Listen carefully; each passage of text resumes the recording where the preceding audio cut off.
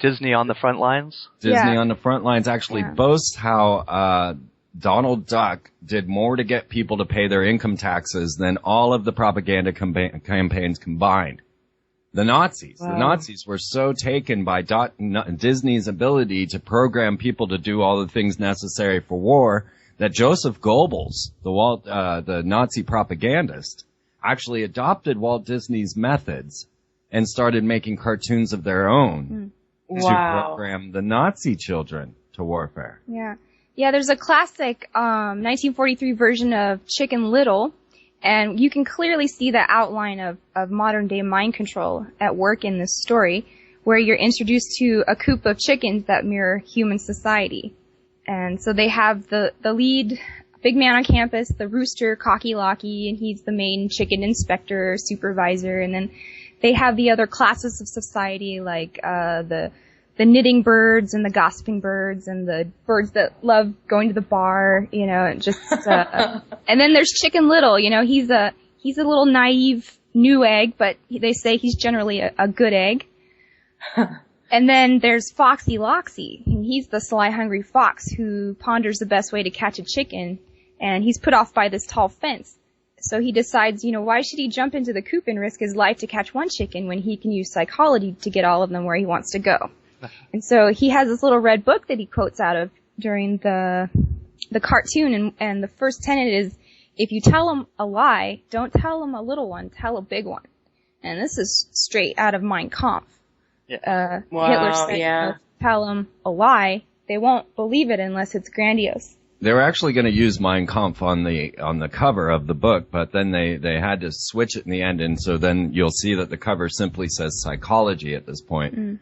Wow, yeah. And we kind of equate Alex Jones with Chicken Little. Well, yeah. I mean, in the film, you know, the fox, he steals a piece of wood with a 5-pointed pentagram painted on it, and he throws it over the fence, and it hits Chicken Little in the head. And Chicken Little's all dazed by this, you know, pentagram. And the fox whispers through the fence, "This is the voice of doom, and the sky is falling." And so Chicken Little rushes to warn all the other little chickens to show them the proof and the star and the bump on his head. You know, he's got evidence, right? Yeah. And so the chickens are all frightened until Cocky Locky appears as the voice of reason and identifies the star as just a piece of wood, you know, and the sky's not falling. So the fox is temporarily foiled, but he has other techniques up his sleeve. So he goes back to his book, and his book says, undermine the faith of the masses in their leaders. Oh my gosh. So the fox infiltrates the different social groups, you know, speaking to the fence, little voices in their heads. He's spreading rumors and provoking the chickens to fight amongst themselves, and they demote, you know, Cocky Locky as the king of the roost because he's not believing in all of their propaganda. Yeah. Mm-hmm. So then the fox goes back to his book and he says, by the use of flattery, insignificant people can be made to look upon themselves as born leaders. And the fox convinces Chicken Little that it is his turn now, that Cocky Locky has fallen out of favor and he should be the one to step up and lead the chickens. So he screams that he's their new leader and begins to debate about the validity of the claims that the sky is falling. Then the fox throws another star over the fence and it hits Cocky Locky in the head. And all the chickens witness this event. You know, it's kind of like a false flag. Right. Yeah. And they all run to Chicken Little for guidance.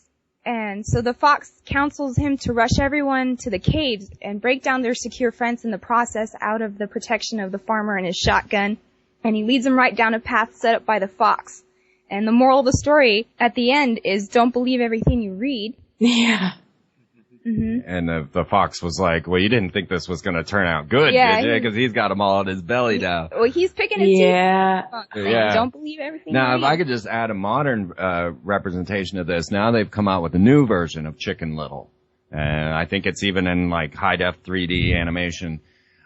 This new Chicken Little actually portrays an acorn hitting Chicken Little in the head, and then the foe at the end is actually an alien invasion, which turned out to be a fake invasion because they weren't actually evil aliens. But when we start to look at the puzzle that we're in now, and as they start to promote this alien invasion, the event, you know, you name it, well, Barack Obama was actually brought into office through a group known as Acorn, and will be bringing about a false alien invasion. So already they've got the programming going. Look at this, Crazy, right?